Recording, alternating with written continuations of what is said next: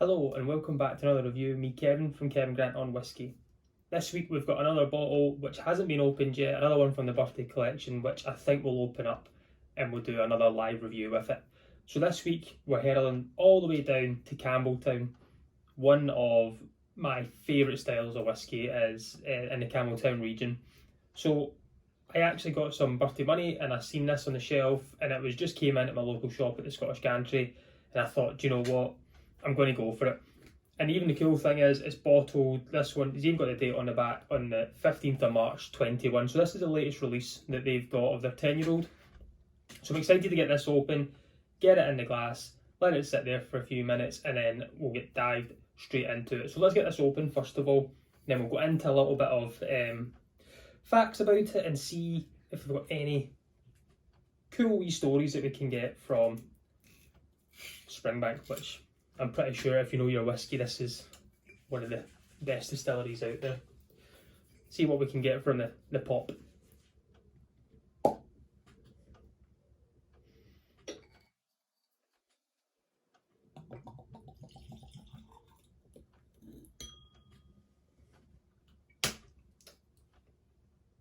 So what I'll do is I'll go through it, I'll let it sit for a few minutes, and then I'll get to know it a little bit better and see how that first pour goes.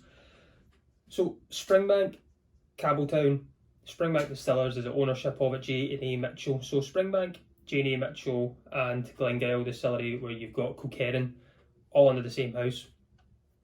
The weird and amazing thing about Springbank is they hold or can produce 750,000 litres of pure alcohol, and they're only producing about 15% of that, I think, around about that area per year. So such a small amount, but they've got so much potential to do more. One of these things is they do absolutely everything on site. They've got their own floor maltings, they bottle it there, they label it there, everything is done in this wee tiny place called Campbeltown, which has the biggest impact on whiskey flavour, I think, after Islay. Islay's got huge peat punch in your face, you know where you are, but Springbank, Campbeltown has this completely different texture, flavour, character going on. So the Springbank Distillery itself, they do have three different styles of whiskey. They've got unpeated, lightly peated, heavily peated. So if you see Hazelburn whiskey is from Springbank Distillery. It is unpeated. It's distilled 3 times and it's really different, it's really good. I've not got their standard 10-year-old, I've got one of the older sherry cask matured limited bottles I've got open in the shelf. They then move on to Springbank. Springbank have the core range of the 10, 15, I think it then jumps to 21, 25 and so on. The 10-year-old is about 15 ppm, so phenol parts per million, or peat per million. So it's not right in your face, heavily peated, but there's going to be a little bit there just to introduce you to it. This is a mixture of bourbon and sherry oloroso, or sherry casks as well. So the colour there is kind of light to it. 10 years young, we've got an age statement, 46% ABV, non-chill filtered, all that good stuff. You then move onto long row. Long rows are heavily peated, 40 to 55 ppm. So you're getting 3 different styles of whiskey from the one producer, which I think is great. You're open to all markets. Their branding has always been the same. They've never really made a song and dance about it. You do not get much information on the label, but you can find it out yourself once you've got your nose in there. Once it's on the palate, everything totally opens up from this distillery. So I think that's enough talking just now. I think I went through some of the stuff. I'll come back to this a little bit more. But let's nose this. Let's get this on the palate. Let's see what it's all about. The first pour, it sat here for a couple of minutes whilst I've blabbered on. So hopefully you've not fallen asleep. And let's see what we've got. So, compete a glass tonight. Really refreshing. Light fruits, white fruits.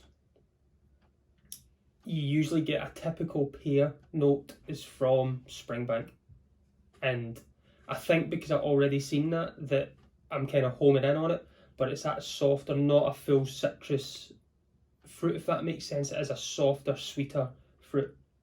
So the pear is definitely there. There's that slight ocean breeze, coastal note there.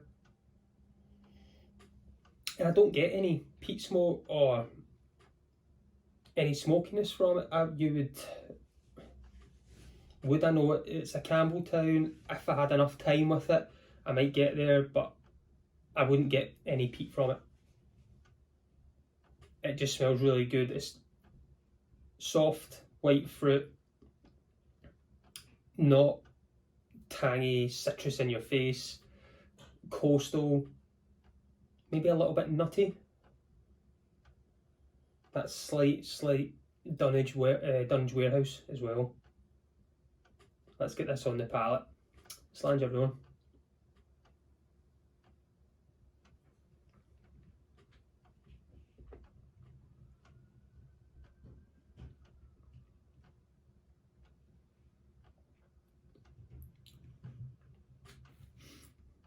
So on the palate, the coastal note stays there. That nuttiness is definitely there. The sweetness pops off it. You do get a bit more of a spice there. Definitely a bit more of a spice.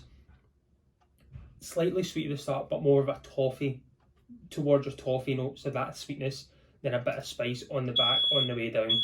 Oh, fire alarm is going off here. Do not worry, it is the dinner's on, and when the oven gets too hot, it decides to let us know it's still working, which is always a good thing. It means I'm not going to go on fire.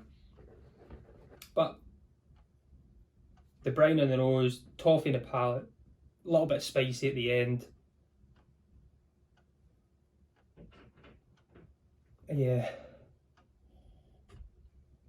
it's really good. It's 46%. The bottle, as you can see, nothing's really changed in this over the years. If you look at the shape of all of them, from the three, the Hazelburn all the way up, they're all the same. 46%, but on the back they've always got the same wee story. Nothing about cask makeup or anything like that, which I like. It's traditional. It's what we see. I've got a little bit of water here. I will add a little splash in. I was able to go out the other day to Edinburgh, and I went to the Scotch Malt Whisky Society in Queen Street, and I was able to take home a little water after having a few drams, and pick myself up a bottle as well. I might review that next week. But you add that water, you can see how oily that is. That water is still there. You can see it congealing in with the whiskey. I think adding that water there has made a bit more coastal, a little bit softer on the kind of pear note to it.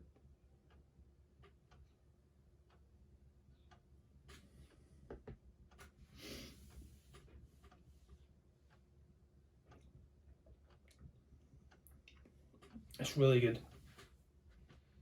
Oily, lasts forever, coats the mouth. That water's definitely, it softened that peppery note at the end there. It was a big hitting kind of spice note to it. It's dropped it off. Still a little bit of spice, but nothing as intense as what it was. It's a lot going on. Great cask makeup. I'm not too sure on the percentages of bourbon to sherry, but that's one I will try and find out. Enjoyable, very enjoyable first pour. I think this is going to be something I will get along with a lot more as well whilst it goes down. But it's chewy, big mouthfeel. It's pear, white grape, these things. It's just got a lot going on. Really complex, really good. Value wise, I think it was £40 to £45. If you can pick this up, even though this is part of their core range, it is still difficult to find just because of how much they can make and how much they actually make. So if you do find it at a good price, I would recommend picking this up to get something involved or an introduction to Campbeltown. It's good liquid. But as always, you know me, I'm going to go and sit and enjoy this now. Make sure the house definitely is not on fire after that little fire alarm. I don't smell any smoke, so quite good that this wasn't a heavily peated whiskey, or I might have got a wee fright. So I'm going to go and sit back. I'm going to go and check on the dinner, make sure it's all okay, and enjoy the rest of this whiskey. But first things first, last week's winner, I put up the Arran whiskey. Sherry bomb, big hitting, 55.4% I think it was. And I said to win yourself a dram, all you have to do is leave a comment below of your favourite sherry whiskey and why. So the winner last week, I went through all the comments, some of them were really good. A lot of you, thanks very much, were saying, just leave me out of it, I've won before, and still leaving a comment on what your favourite was. But this week's winner of the Arran was Watchman999. I quite liked his comment about Lochranza and lag, saying it was lagging behind.